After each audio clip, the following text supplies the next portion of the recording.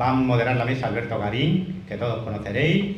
Está también Javier Rubio Donce, que también lo conoceréis todos, de Academia Play, y Roberto Vaquero, que evidentemente tampoco necesita presentaciones. Y probablemente, a mí es lo que más me gusta, yo debo de ser un romántico trasnochado, probablemente los cuatro tenemos ideas muy diferentes del pasado, de la historia, de cómo hacer historia. Es que eso no importa. Es que, como antes se decía, aquí lo que importa es el debate. Porque la única manera de obtener la verdad, y la verdad existe, es a través del debate, de la confrontación de ideas. Uno nunca tiene la razón del todo, pero entre todos, si somos sinceros, quizás sí alcancemos lo más parecido a la verdad, ¿no? Pero para eso hace falta un debate abierto, un debate con razones, un debate con hechos objetivos, con métodos científicos. Así se construye la historia con mayúsculas, y yo sigo empeñado en que esa historia esté presente aquí en Santa Fe. Así que le doy la palabra a mi compañero Alberto Garín, que va a moderar la mesa. Gracias por asistir.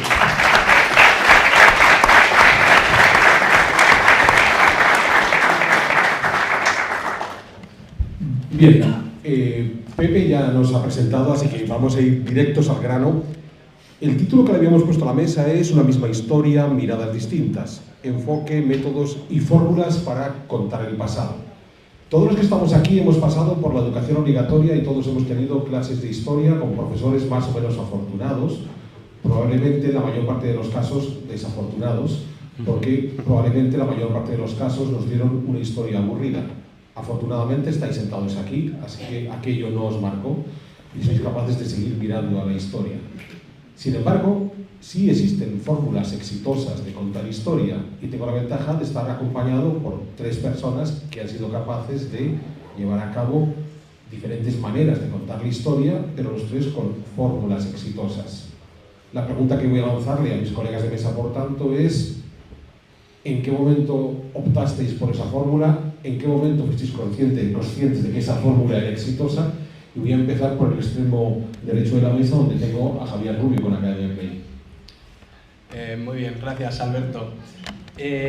Pues mira, yo soy creo que el único de esta mesa que no tiene la carrera de historia. Yo soy de formación arquitecto. Vale, aquí vamos a interrumpirle, ya he cometido el primer pecado. Aquí no pedimos los títulos de licenciatura sobre la mesa ni los de doctorado, ¿de acuerdo? Estamos hablando de cómo contar bien la historia, y para eso los títulos de historia pueden ser un problema. No, pero eso es importante, porque muchas veces a mí me han reprochado que cómo se mete un arquitecto a divulgar sobre historia. Y bueno, es una pregunta pertinente, pero claro, yo me metí en 2015, que creé el canal de Academia Play porque realicé un vídeo exitoso que se viralizó con esta técnica de la manita dibujando, que se llama técnica scribing. Tuvo éxito y creé un canal de YouTube y me puse a divulgar historia. También iba a divulgar hechos científicos, por eso se llama Academia, no iba a ser solo historia. Al final la historia es lo que funcionó, y yo doy gracias que funcionase eso, porque a mí era la rama que más me apetecía divulgar.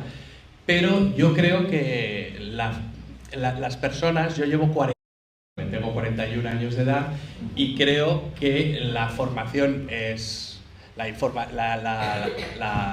formación reglada es importante, pero también uno puede aprender fuera de la formación académica cómo se divulga historia. Y creo que en estos 10 años, porque Academia Play empezó en 2015, creo que he aprendido muchas cosas. De hecho, yo veo a veces vídeos de 2015, de 2016 y me avergüenzo un poco de ellos. Digo, ¿cómo pensaba así? Pero es que seguramente un historiador recién salido de la carrera también a lo mejor se avergüenza de los libros que escribía con 25 años y luego los relee con 45, con 65 y dice, madre mía, ¿qué es esto? Pero uno, yo creo que está constantemente formándose, y yo llevo formándome desde antes de empezar la carrera de arquitectura, porque yo siempre he sido muy curioso, mis padres me han inculcado la pasión por la historia, a los que estoy muy agradecido. He hecho muchos viajes con ellos, he podido ver ciudades, he tenido el lujo de contar con una biblioteca muy grande de libros de historia en mi casa, y bueno, pues luego también la carrera de arquitectura te da una formación de humanidades muy importante. Yo he tenido profesores de historia bueno, bastante prestigiosos y bastante conocidos. De hecho, tú conoces a algunos de ellos, Alberto.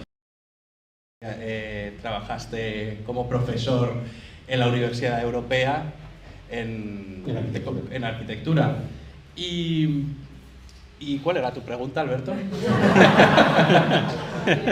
¿Cómo descubres la fórmula mágica? ¿Cómo descubro la fórmula mágica? Bueno, pues por casualidad, porque yo hice un vídeo en 2015, tuvo éxito y creé el canal de YouTube. Y desde una edad muy temprana, mi familia me obligó a estudiar otra cosa. Entonces me decían, no, es que la historia no tiene ninguna salida, como si fuera a ser vagabundo por estudiar historia. Y la verdad es que lo que estudié no me sirvió para nada, y sin embargo cuando estudié lo que yo quería, lo que era mi vocación, lo que era lo que yo deseaba y vivía con intensidad y compasión, pues me fue bien. Entonces yo quiero aconsejar a la gente que me dice, pero pues estudia historia, tiene salidas, las salidas te las buscas tú. O sea, cuando estudias algo puede que estudies una cosa y termines trabajando de otra cosa muy diferente porque sigas formándote en otros ámbitos. Si eres bueno en lo que haces, por supuesto que puedes trabajar estudiando historia y estudiando lo que tú quieras. Así que yo quiero animar a la gente a que si de verdad siente la historia y la apasiona, que estudie la carrera, que se forme, que se capacite y que termine investigando, divulgando, dando clases o lo que él requiera. Eso es lo primero. En segundo lugar, sobre la historia, hay mucha gente que divide, ¿no? O hace de menos a la gente que divulga, y parece que solo se pueden sacar tesis doctorales de 800 hojas para estar haciendo historia. Historia es cualquier persona que con su trabajo te aproxima a la historia. Es la persona que te da conocimientos, la persona que te induce a leer, la persona que te enseña y te muestra un camino que ya tienes que recorrer luego tú.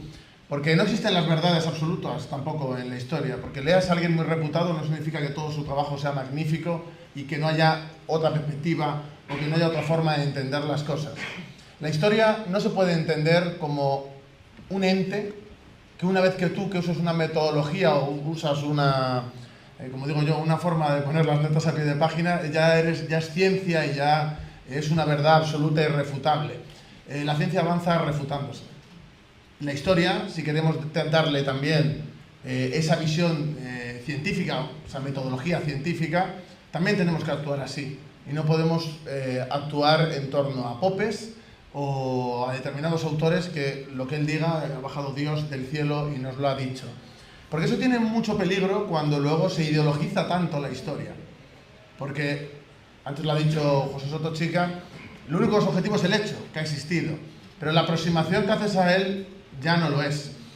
Por lo tanto, pretender, como se hace hoy en día, manipular, retorcer la realidad para crear relatos que se amolden a tus intereses, eso para mí es la antihistoria. Y sobre lo de hacer historia, no hace falta estudiar ninguna carrera. Asimov, yo le conocí por la ciencia ficción, pero era un gran divulgador de historia.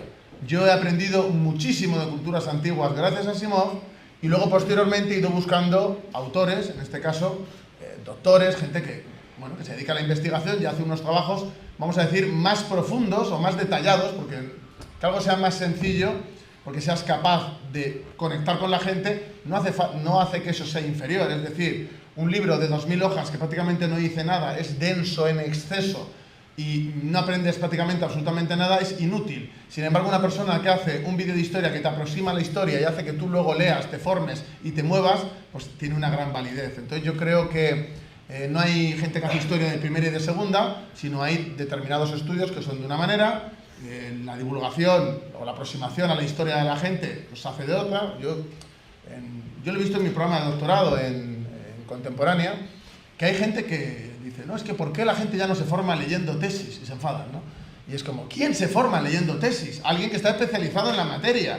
Manolo, mi vecino, que es ferretero, no se va a leer una tesis doctoral a no ser que el tema le interese de verdad y que haya habido alguien que le haya atraído a profundizar en los conocimientos.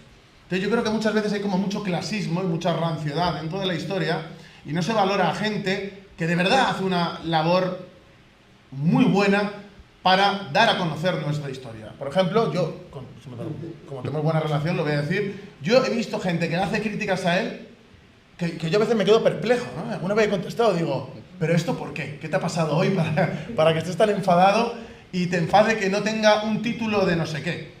Pero a lo mejor es una persona que ha estudiado eso que ha hecho mucho más de lo que hubieras estudiado en la carrera, porque, no sé, aquí habrá mucha gente que ha estudiado una carrera, Yo he aprendido mucho más leyendo por mi cuenta o luego desarrollando otro tipo de trabajos que en la carrera en sí.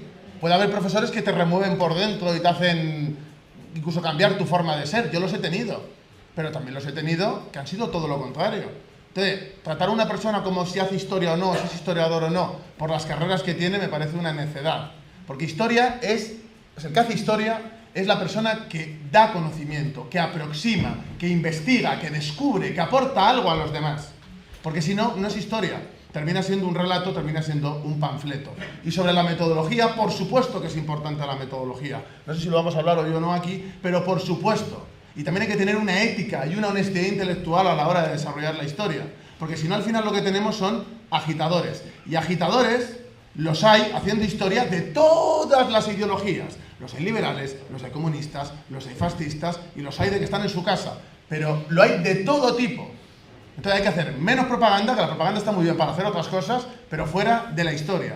En la historia lo que hay que hacer es intentar aproximarse al hecho, a la realidad en sí, desde una visión lo más amplia posible y con una metodología que, sinceramente, creo que tiene que tender hacia lo que cualquiera podemos decir que es científica.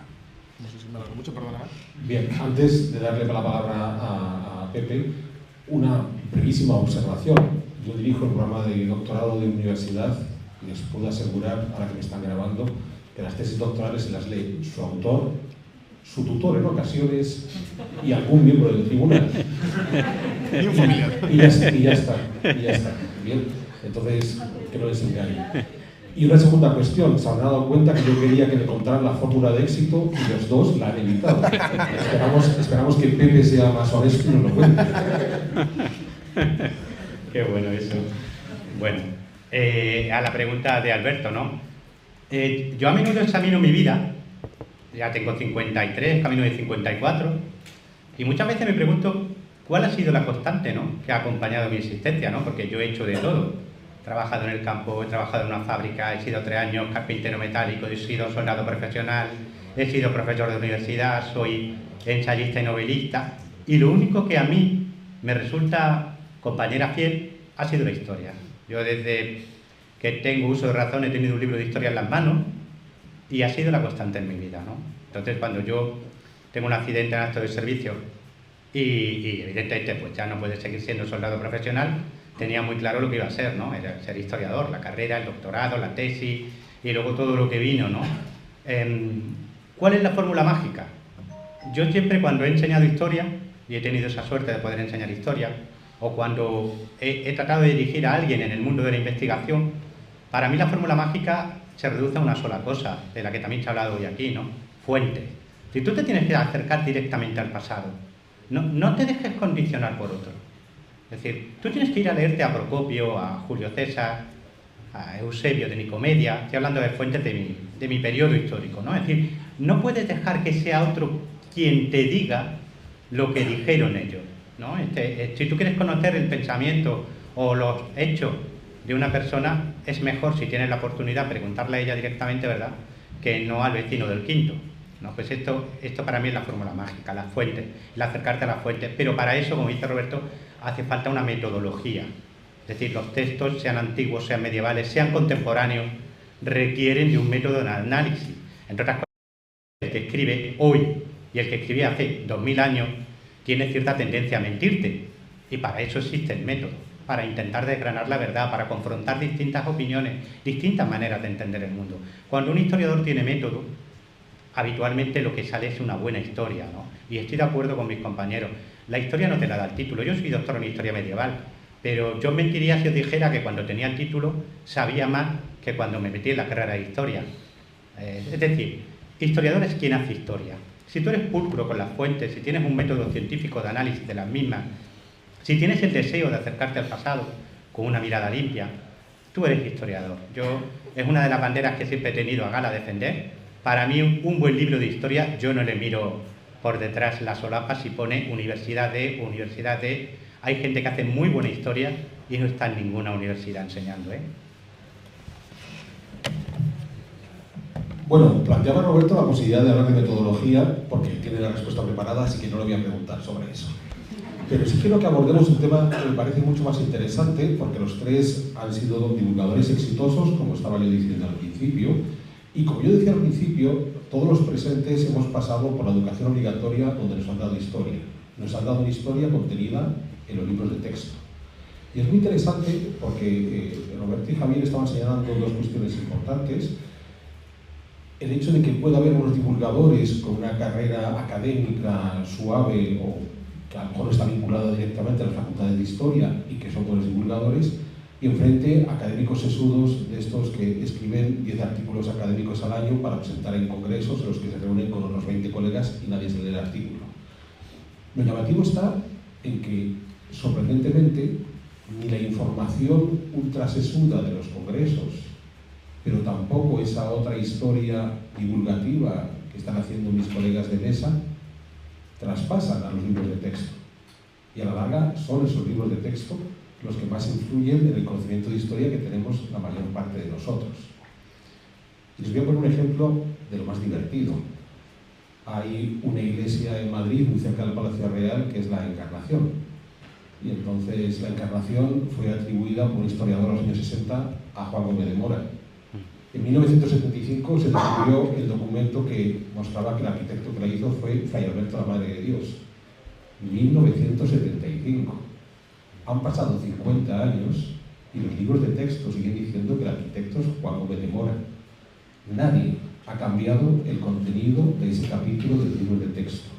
Hay no sé cuántas reformas educativas de 1975 para acá, reformas educativas que además han podido provocar ríos de tinta, y sin embargo el contenido que tenemos en el libro de texto es prácticamente el mismo 50 años después. ¿Por qué no conseguimos que eso cambie? Javier. ¿Por qué no conseguimos que se cambie? A ver, yo creo que es fundamental al público al que llegas, y como tú bien has dicho, Pepe también ha observado, los libros académicos sesudos de 2000 páginas, como decía Roberto, muchas veces no se los lee nadie y a lo mejor venden 100, 200 ejemplares. Yo creo que esos libros, no todos, son fundamentales porque el divulgador histórico se sirve de los historiadores, de los que antes han interpretado los hechos, pero también debe acudir a las fuentes primarias. Creo que es fundamental. Un divulgador no debe dar nada por sentado por mucho que alguno lo haya interpretado y se haya documentado. Tiene que ir a las fuentes originales y comprobar, cotejar. Tiene que leer también a historiadores que le incomoden. Aquí todos los que estamos a lo mejor tenemos ideas políticas diferentes, pero eso no nos debe contaminar. Alguien que hace historia tiene que ser honrado y tiene unos hechos, y esos hechos son hechos verificables en muchas ocasiones, algunas veces son interpretaciones, pero lo que tiene que hacer el divulgador histórico es ser honrado consigo mismo, no falsificar la verdad y no hacer un cherry picking interesado de los datos que a mí me interesan y esconder otros datos que no quiero mostrar. Hay que mostrarlos todos. Y es verdad que el formato, como decía antes, manda. Y en los vídeos que hacemos divulgativos, yo también he escrito un ensayo histórico, sé lo que es escribir un ensayo histórico con notas bibliográficas, con cientos de notas bibliográficas, pero eso no lo puedes poner en un vídeo divulgativo. Pero eso no quiere decir que ese vídeo divulgativo no tenga rigor. Puede tener el máximo rigor. Lo que hay que hacer es quitar información y reducirlo a la mínima esencia y hacerlo atractivo. Es fundamental hacer el vídeo y la divulgación atractiva, porque si la divulgación no la haces atractiva, te pasa lo mismo que le pasa a esos libros de 2000 páginas que no lee ni Dios. Entonces es fundamental hacerlo atractivo, y para eso hay una máxima, ya lo dije en la charla de ayer a los chavales, que de Horacio, de un poeta latino del siglo I a.C., que es prodesse et delectare, es decir, enseñar deleitando. Pero, como decía, hay que ser honesto, y voy a acudir a otra máxima del historiador romano Tácito en el siglo I, que en sus anales decía que la historia hay que hacerla sine ira et studio, es decir, sin ira y sin pasión, es decir, sin ira y sin encono sectario. No puedes hablar desde el cabreo, no puedes hablar, no, tienes que dar hechos verificables, interpretaciones que obviamente tienen que aproximarse a la máxima objetividad. Podemos tender a la subjetividad, pero hay que intentar superar esa barrera, porque todos tenemos nuestras ideas políticas y nuestros sesgos, pero hay que divulgar con honestidad. Venga, Roberto, trata tú de contestar a mi pregunta, que solo te estaba Javier.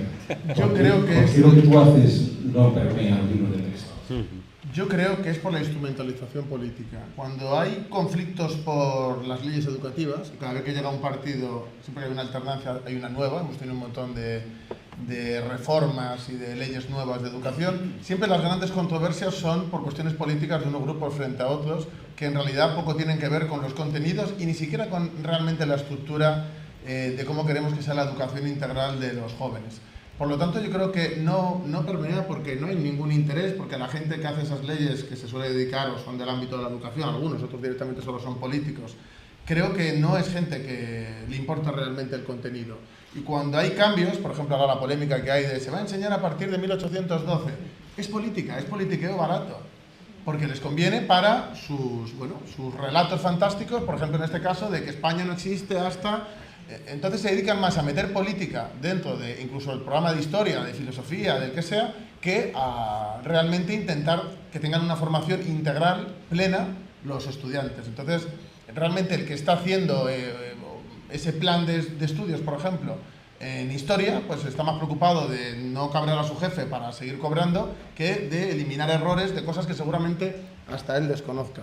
Y si me permitís decir una cosa más sobre el tema de antes, que estaba Jesús Tochica hablando de ello, es sobre la importancia, no voy a hablar de metodología, pero lo de las fuentes sí... Después. Sí quiero decirlo muy rápido, es simplemente que no hay fuentes malas, porque últimamente hay mucha gente que, no, es que, ¿por qué lees a Claudio Sánchez Albornoz para hablar del origen de España? Ves si es de hace mucho tiempo, tienes que leer a la nueva gente que está desarrollando, hay que leer a todo el mundo, hay que leer a los nuevos, hay que leer a los antiguos, hay que leer, yo no soy medievalista como José, pero hay que leer absolutamente a todo, no hay fuente mala. Yo incluso las memorias, que están muy denostadas, porque ahí sí que hay subjetivismo, vamos, imposible que haya más, si tienes una metodología científica al analizar y comparar con otros textos, es útil. O sea, hay que leer absolutamente todo. Y cuando tú haces una tesis sobre un tema, tienes que leerte todo lo que hay. Porque si no, tu tesis no va a tener la calidad suficiente. Y aparte es que no va a ser útil para absolutamente nadie. Vamos con Pepe. Entonces, Pepe. Por cierto, una afirmación que ha hecho Javier de que podemos discrepar. Sí. Yo lo confieso, y Pepe lo sabe, yo discrepo en casi todo con Soto Chica. Sí. Le admiro un montón, me leo todos sus trabajos, debato todo, pero discrepo en casi todo, ¿vale? Entonces, ¿por qué no permea vuestra capacidad de divulgar a un público amante de la historia algo tan básico como un libro de texto? Sí. Bueno, es que, como antes os decía, la discrepancia es la fuente realmente de la buena historia. Si no hay discrepancia, si tú lo que tienes enfrente es el halago perpetuo y es la palmadita en la espalda y todos hablamos y decimos exactamente lo mismo, nos estamos volviendo idiotas integrales.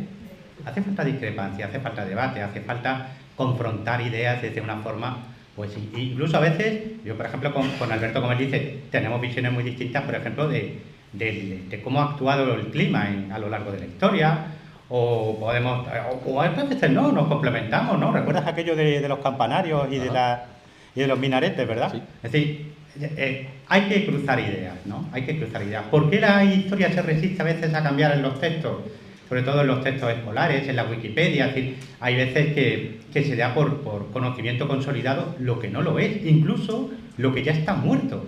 Hay muchas cosas que podéis leer en la Wikipedia o podéis leer en los libros de texto, incluso en los manuales universitarios, que a nivel de especialistas hace ya mucho tiempo que no nos lo creemos. Eso es así. ¿Por qué es que permanece? En buena parte, como antes se ha dicho, por conveniencia ideológica. No hay nada que le guste más a un político, yo lo digo muchas veces, más que la historia. La historia es súper golosa. Es muy golosa para la política en general, porque la historia le permite a un político deciros quiénes sois.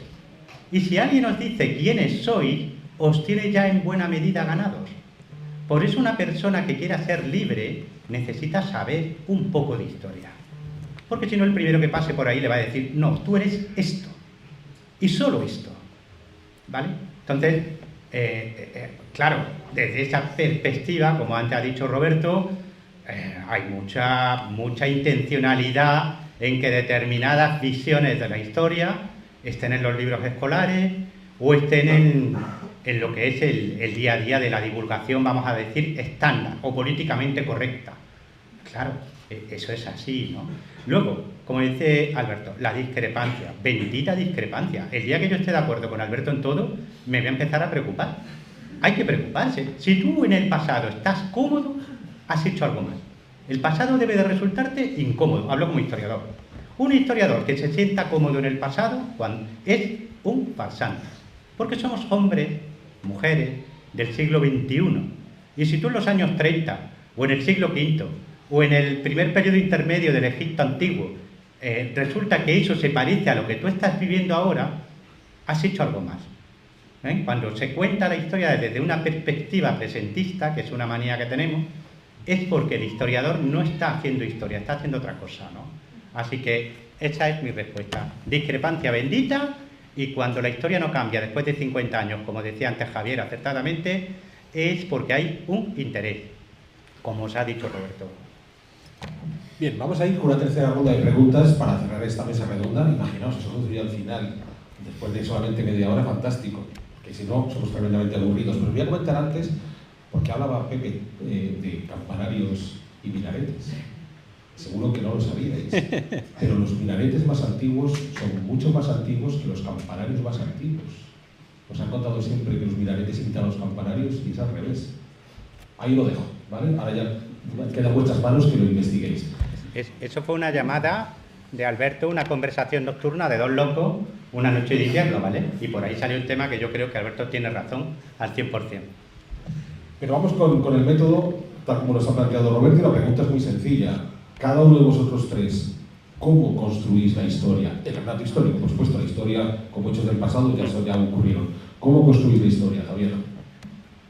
Bien, antes una aclaración. Estabas hablando de bendita discrepancia, pero es que yo no puedo estar más de acuerdo con todo lo que estáis diciendo. Incluso estoy de acuerdo en que me estoy escabullendo a tus preguntas, pero creo que todo lo que habéis dicho es muy acertado. Luego a lo mejor tenemos diferentes maneras de aproximarnos a la historia. Y creo que, bueno, primero hay que hacer la historia atractiva. Es fundamental, como ya he dicho, investigar, cotejar las fuentes, pero luego hay que hacer un relato atractivo, porque creo que no, y esto es una frase de nuestro amigo Gonzalo Altozano, no hay malas historias o buenas historias, sino historias bien contadas o mal contadas. Y tiene una frase todavía mejor, que es que él suele decir que hay gente que va a la guerra de Vietnam y te lo cuenta como si fuese a comprar tabaco. Y hay otro tipo de gente que va a comprar tabaco y te lo cuenta como si hubiese ido a la guerra de Vietnam. Tenemos que aspirar a ser del segundo grupo, si queremos llegar a la gente. Y la pregunta era ¿cómo hacéis historia? ¿Cómo hacemos? Pues, bueno, buena pregunta. ¿Cómo hacemos historia? Es que haces preguntas muy abstractas, Alberto. Creo que ya te he respondido a esa pregunta sobradamente.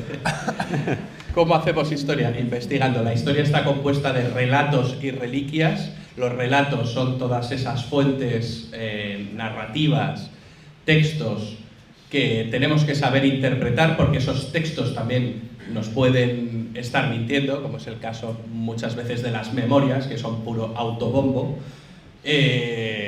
pero también pueden tener un fin político.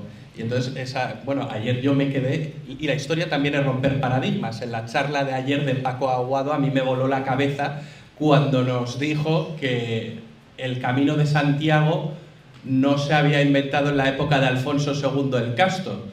Pues eso es romper paradigmas, una cosa que por ejemplo también hace nuestro buen amigo Isaac Moreno en todos sus vídeos, que de repente te dice que el puente romano de Córdoba no es romano, y así con otros tantos puentes, acueductos y estructuras romanas que se han dado como romanas. Y también está compuesta de reliquias, que son vestigios arqueológicos, que muchas veces se nos olvida. Y entonces la arqueología, y eso tú lo sabes bien, Alberto, porque también eres arqueólogo, aparte de arquitecto, historiador del arte, historiador, también eres arqueólogo. Las reliquias son muy importantes, y entonces a partir de los relatos, yo no me he ido a excavaciones arqueológicas, pero bueno, sí puedo leer sobre otros que han interpretado esos datos. Entonces, las fuentes, fundamentalmente, ¿cómo hacemos historia? A través de relatos y reliquias. Voy a intentar ser conciso. Yo creo que la búsqueda de fuentes de calidad es lo primero. Creo que sin realizar una buena investigación, de testear las fuentes y de adquirir conocimiento para poder luego seguir adelante, creo que no hay nada que hacer. Posteriormente, yo lo suelo enfocar en dos ambientes distintos. Por un lado, hago esos artículos que no lee nadie, que decía él, que con revistas académicas de historia, y por otro lado también hago ensayos, hago investigaciones sobre temas concretos. Ahora estoy, por ejemplo, bastante liado con mi propia tesis doctoral. Y por otro lado, convierto en vídeos lo que he estudiado y lo que voy escribiendo. Es decir, yo por cada artículo que me hago, me suelo hacer un vídeo, y como he fuenteado bien y he desarrollado bien el trabajo, pues me es bastante más fácil. Yo tengo la ventaja de que yo ya estaba haciendo cosas en redes por otras cosas que divulgo, entonces ya tenía público objetivo, y eso pues bueno, te facilita mucho las cosas a la hora de que esos artículos los lea más gente, o cuando haces los vídeos los vea más gente. Entonces al final vas creando comunidad, la gente testea si tiene calidad o no lo que haces.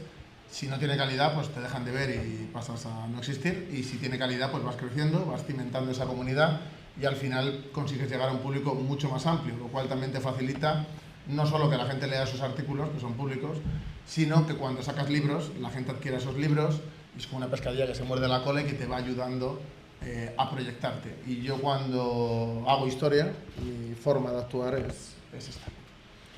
Vamos contigo, Pepe. Uy. ¿Cómo se construye historia, no? Bueno, yo hago ensayo, como sabéis, también. De hecho, yo vendo más ensayo que novela, porque la gente dice que cuando lee esos ensayos, pues casi es como una novela, ¿no? Entonces no sé si tomármelo como un elogio o como un insulto, pero se ve que funciona, ¿no? ¿Cómo se construye un buen ensayo, ¿no? O un buen libro de historia, ¿no? Como he dicho antes, las fuentes. Yo trabajo en un periodo en el que las fuentes son escasas, ¿no? Tardoantigüedad, alta edad media, del 300 al 800, a grosso modo, ¿no? Ese es mi ámbito de especialidad. Puedo saltar al siglo XVI en una novela, pero como historiador no voy a saltar, porque estoy especializado en un periodo, ¿no?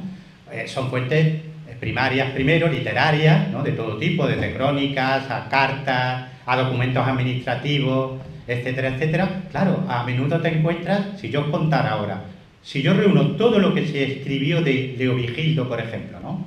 Que es el unificador de la Hispania que iba a ser visigoda, ¿no? Si yo lo pusiera todo lo que tenemos en las crónicas contemporáneas, ¿no? San Isidoro, Gregorio de Tours, Víclaro, etcétera, ¿no? Probablemente relleno 2 folios. Joder, y con 2 folios escribes un libro de 350 páginas. Claro, ¿cómo se hace eso? Pues claro, porque tú debes de ir midiendo el campo de las fuentes. Tenemos fuentes literarias, pero también tenemos numismática. Las monedas son muy importantes. La moneda era la televisión de la tardoantigüedad. Cuando un emperador, cuando un rey quería transmitir un mensaje al pueblo, lo acuñaba en su moneda, con una imagen, con un lema, etcétera, etcétera. Imperator. Eso es lo que se puede leer en una moneda de Leovigildo, por ejemplo. Fijaros, Imperator. Y lo veis a la romana, con una estema, con una diadema de perlas y de piedras preciosas, con un manto romano sobre los hombros, con el cetro, es decir, sentado en solio, se está presentando como un emperador romano, pero no es un rey visigodo. Es decir, la moneda te da información.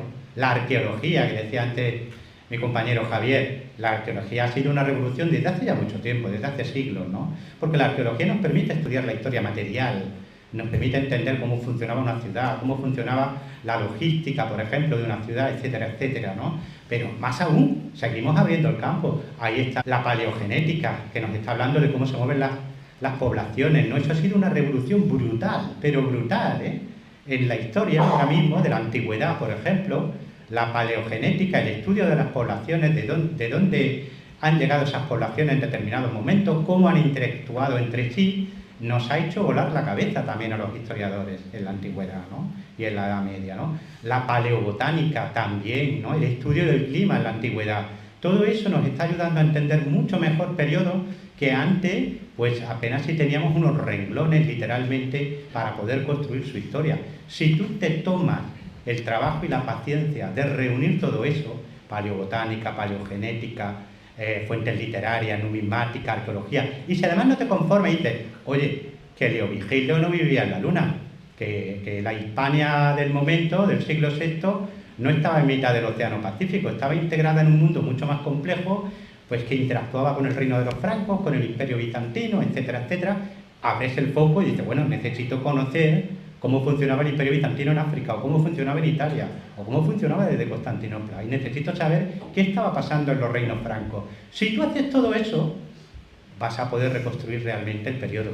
Ahora, si te conformas con decir lo que ya han dicho otros, porque de esa manera no te equivocas, os aseguro que prosperas en el mundo académico, pero si tienes la intención de acercar más historia, más pasado a la gente, te tienes que arriesgar. Y os cuento una última anécdota. Es bueno equivocarse. A veces nos han enseñado a tener pánico a equivocarnos. Yo conozco a muchos compañeros que teniendo constancia de un acontecimiento, de una novedad, no se atreven a divulgarla porque temen la respuesta de su ámbito académico, ¿no? Es decir, no puedo decir esto porque se me van a echar encima, ¿no? Oye, que no pasa nada que te equivoques, que si no, no prosperamos, que no avanzamos, ¿no? Y a veces está también muy bien corregirte a ti mismo. A mí cuando me encargan un libro sobre la caída del Imperio Romano, yo tenía una idea de la caída del Imperio Romano Occidente muy distinta a la que terminé teniendo, ¿no? Es decir, cuando yo terminé, me di cuenta de que mi conclusión era que al Imperio Romano Occidente lo habían derribado desde dentro sus élites dirigentes. Sus élites dirigentes, sobre todo las élites aristocráticas. Entonces, yo dije, he hecho bien mi trabajo. Porque si me hubiera conformado con lo que yo ya creía que sabía 2 años antes de empezar el trabajo, eso hubiera sido, para mí, testigo visible de que no había trabajado lo suficiente. Cuando tú te acercas a la historia de forma de verdad sólida, con un buen método, debes de terminar sabiendo más. Y probablemente ese saber más significa que tú estabas equivocado cuando comenzaste y no sabías tanto. Bien, a lo que han dicho mis colegas yo añadiría un último elemento que además incluso tiene una parte lúdica, y es que la historia hay que ir a verla. Entonces, cometemos el error habitual de estudiar la historia sin vivir en los paisajes donde esa historia se desarrolló. Hay una anécdota muy simpática, hay un castillo en el Bierzo leonés, el castillo de Cornatel, cerca de las Médulas. Se considera que probablemente ya desde los tiempos del rey Alfonso VII, estamos hablando del siglo XII, el castillo ya estaba construido. Estaba construido para proteger a los peregrinos del Camino de Santiago. Porque en efecto, si nosotros miramos el Google Maps, vemos la distancia que hay del castillo hasta el camino. La distancia es asumible por unos caballeros que, viendo que al pobre campesino lo asaltan, acuden a caballo.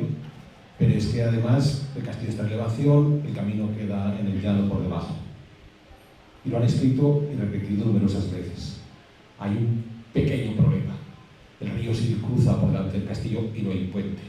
De modo que el caballero que viera saltando al tipo, si fueran los puentes que históricamente conocemos, el de Puente Domingo Flores de Ponferrada, al campesino lo habían asaltado 20 veces antes de que el caballero hubiera llegado.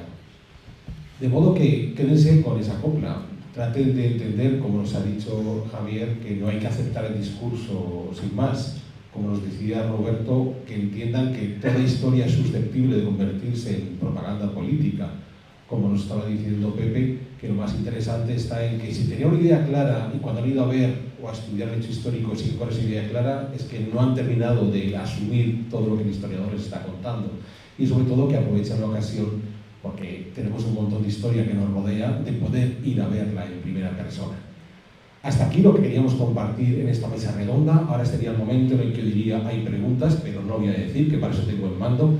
Y todos los que tengan dudas a los compañeros de mesa, lo tienen muy fácil. Vamos a estar todavía 2 días más dando vueltas por aquí o en esta tarde se aproximan. Es más, estoy seguro que tanto Roberto como Javier, si les ofrecen a cambio de una respuesta que les invitan a una copa, pues estarán deseosos de acompañarles a esas preguntas. Pepe también lo hará. De modo que muchas gracias por acompañarnos esta tarde y continuamos esta jornada mañana.